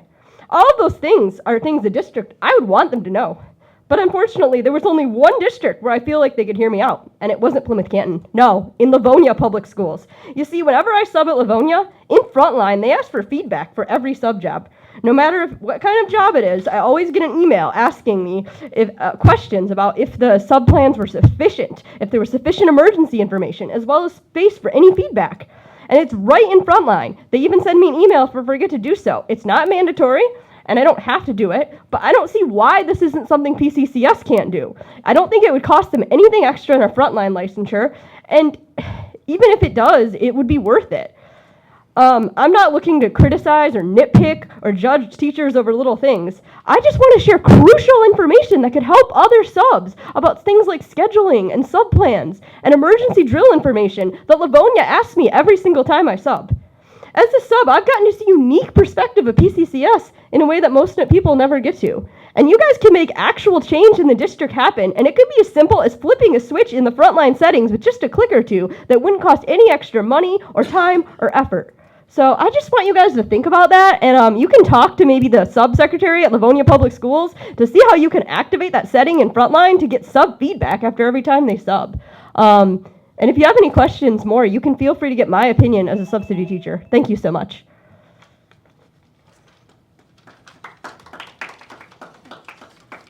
Thank you. All right, we're moving on to action items.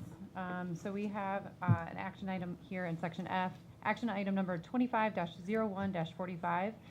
Consider approval of a resolution for a Board of Education Vice President's vacancy. This is a first and final reading. Can I please have a motion?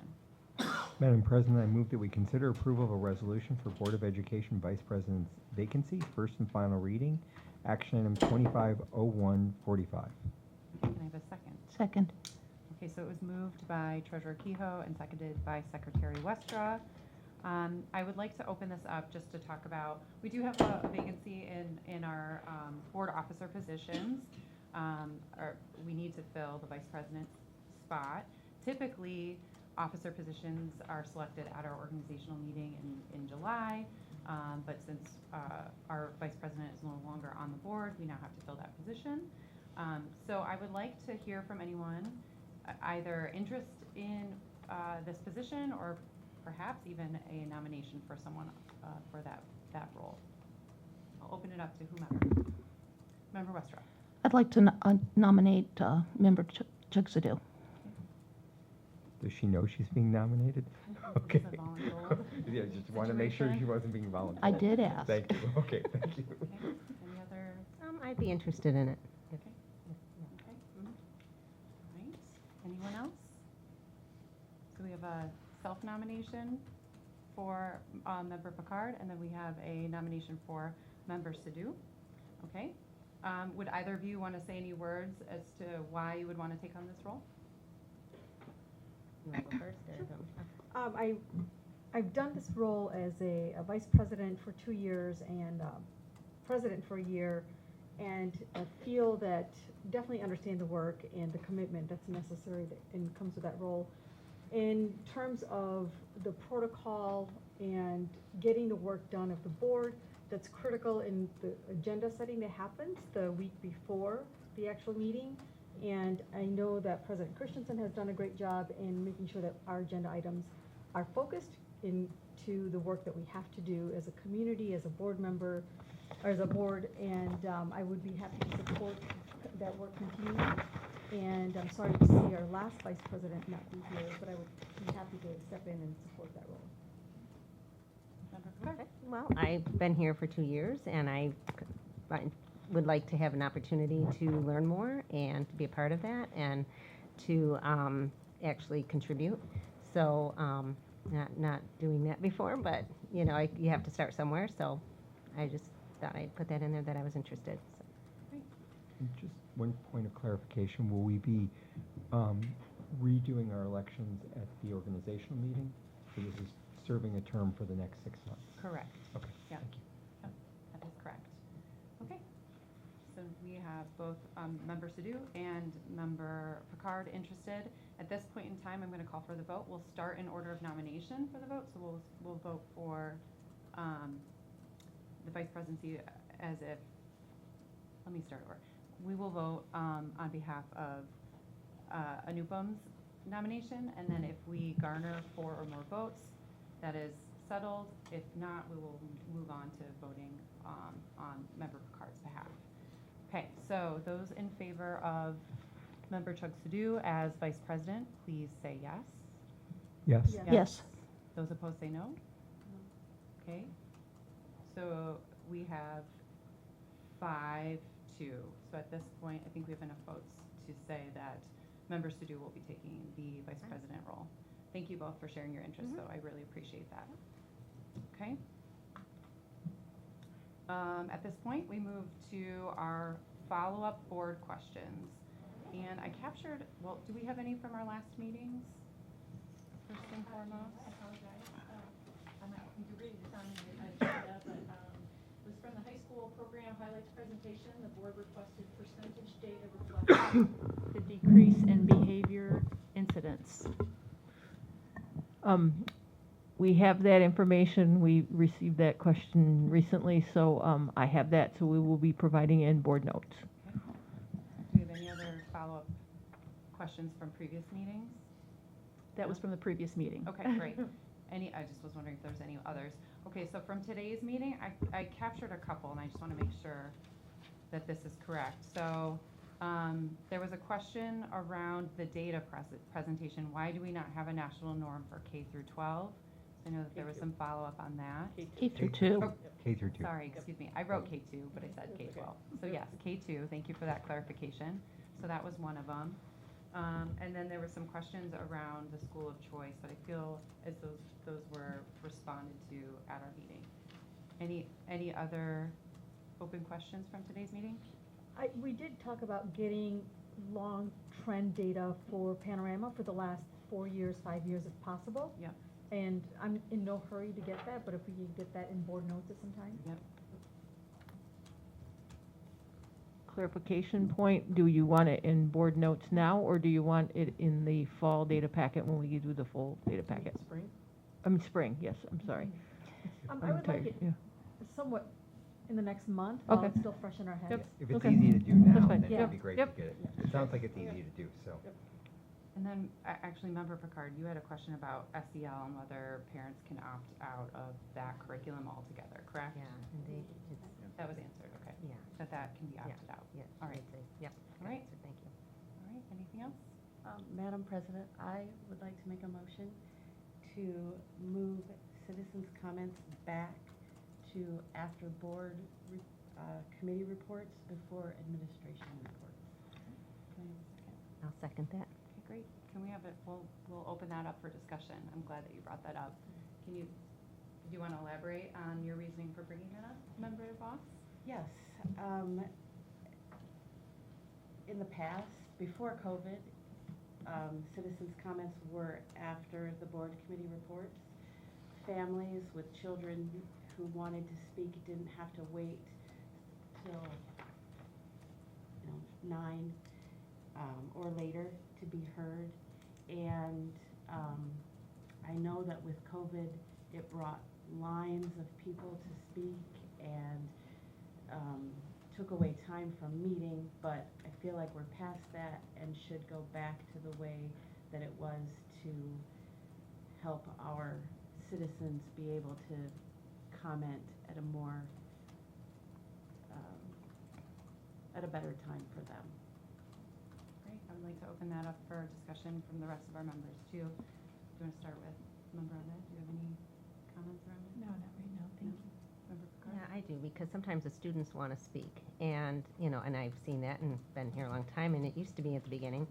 And, we want to emphasize students being home, doing their homework, parents being home, helping their children, and if they have any concerns, they have to sit through a meeting. A meeting you never know how long it's going to go, and the time better spent would be at home with their families. And I think, we had elementary kids coming that one time, and that, they were here for a long time, they waited.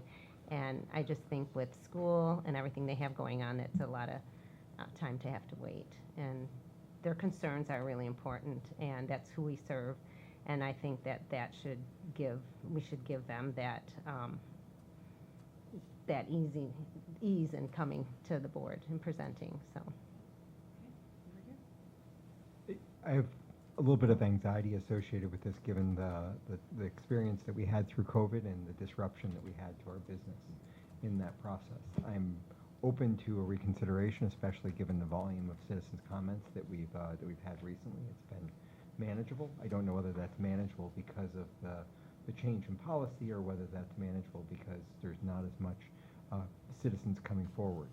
One of the things that, as a citizen that was attending these meetings before I actually joined, was really valuable, is seeing how the district worked. And oftentimes my fear is, and I don't know that this is a legitimate concern or not, is that the citizens' comments are viewed as a way to address a problem that isn't being addressed some other place. And I think that there's been a lot of work that the district has done to address those things and to make sure that the right path of escalation is followed, and that the citizens are and our community members know how to get a problem resolved. I would hate to see this become a process where everybody bypasses those activities and the work that they're supposed to do in order to get a problem properly resolved and following the proper chain in order to bring it to the school board. Because ultimately, the school board doesn't address 99% of the things that come forward as part of this process. They're administrative decisions. We certainly welcome the feedback and the awareness of those, and that's why we ask people to communicate to us and to email us and give us that information. But again, 99% of the time, that feedback goes back to the administration for follow-up and resolution. So that's my concern about this, but that's just wanted to give my perspective. Member Westra. Just remind me, if we changed it back closer to the beginning, where would it fall in the agenda? Typically, it would happen, correct me if I'm wrong, team, but typically that would fall in after the adoption of the agenda, don't we, or is it before? I can't remember. how you We've speak. had it after committee reports. Yeah, board committee reports. So it would be, Thank you for that, Chris. So Yeah, after remember. committee reports, But before presentations. but before the presentations, okay? before the administrative reports, or, so after committee reports and Correct. before So between administrative? section and C and D, for example, for today's Okay. meeting. President Christensen, point of clarification in terms of process. I thought to add agenda items, you would have two board members send that request to the president, that would get added to the agenda, and then the discussion would take place. Because to not have time to think about this, Right. I'm hoping that we're not voting today, because No. I'd like to have this on the agenda next time, and then we can process and then do whatever Yes, the process allows. I appreciate you bringing that up, because that is correct in terms of just allowing each board member to have time, and the administration to have time to prepare for a discussion item. That is the typical process. You need a single board member to bring a topic at hand, a second board member to support, and then that is something that would. That gets sent to the president. Correct, it gets sent to me, yeah. But I think under Robert's rules for order of that, you can make a motion during a meeting. Right, you And- can. Yeah, and then you can have a discussion about it. Right. However, just to allow others the luxury of being prepared as you both were for this exact conversation. And It's I just- brought it up before. Yeah, and we have, I think, quite often, that has been a topic of conversation that has come up. So I do appreciate you bringing that to the full board discussion, because I do think that is a very valuable point and something that we should be talking about. I don't think we'll be voting on this Oh, that's evening, but fine. I think it's, Yeah, I see what you're I saying. do appreciate hearing from each board member. Okay. So, No, that's, Yeah, I that agree. was my point of clarification, that a vote will not. Oh, be to taking put it place. on the agenda for Right. next time Yes. to vote. I see what you're Yes. saying. Okay, yep, got it. So then, would we have like a 10-minute discussion or on the next agenda? Mhm. Okay. To help me out, if somebody could summarize for that presentation, why it was changed and the concerns about why it was changed, why we changed it, and how long, what was the tradition beforehand? Was it here always, or was it, that we've gone back and forth and had it at the end and in the middle? And also, if we, what is the triggering to change it again, right? If we find out that it's disruptive. I think a point of information that also might be helpful, if you actually change policy around that, so we might want to review policy. And you could also look at different ways that other districts have handled this, so it doesn't have to just be an all or nothing. Some districts will put 30 minutes of citizens' comments at the beginning, and then if it goes beyond that, then they continue at the end. So you could look at a new way, just based on, how you're feeling, but definitely I would say, suggest if you're bringing this back for discussion, bring back your policy, kind of have these conversations, and then you might want to then move that then for a vote as a future. So put it as a discussion next week and have that next meeting and have that discussion about what it could look like now under this current environment. Okay, I think that's a Madam fair President, suggestion. can I comment? just really Absolutely. quickly? Dr. Merritt, I appreciate your comment about the policy, because that's what came to mind, that the policy had actually shifted.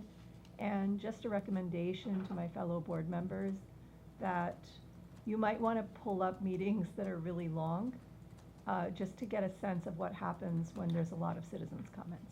Yeah, And so- what the topic is and what the length, is, because just as, not as a board member, but as an audience member, I have lots of recollections for meetings that went on for a very long time, and agenda items that need a lot of attention, and I'm not sure that if it's, super late, that everyone is actually able to make decisions in the best of just, you know, resilience or whatever.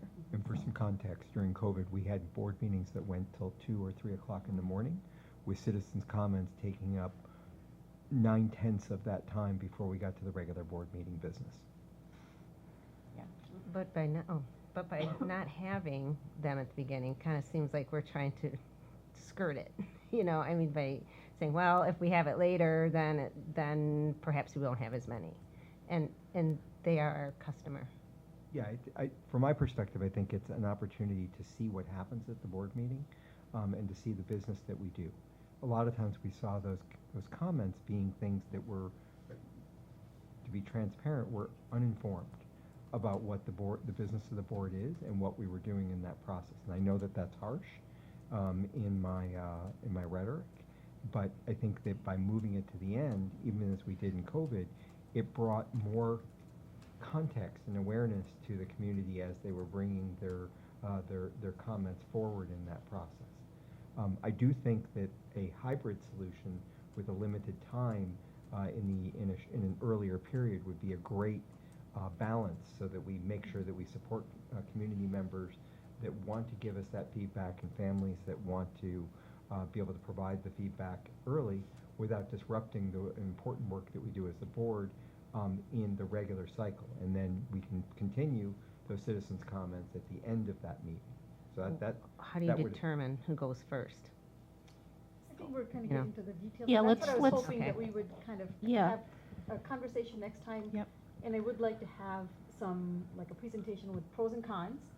And as Dr. Merritt suggested, policy, so we have all that information up front.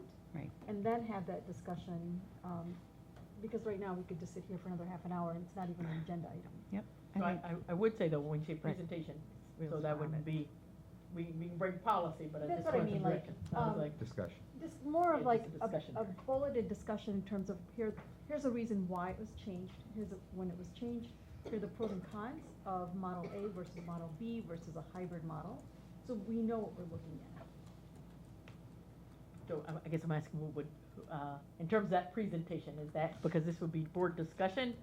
I don't know, would you be looking to me to give a Well, presentation? as now the vice president, I would work with President Christensen in Yeah, I think, kind of drafting some of that. yeah, I do think that's something that we can pull together on behalf of the board and share.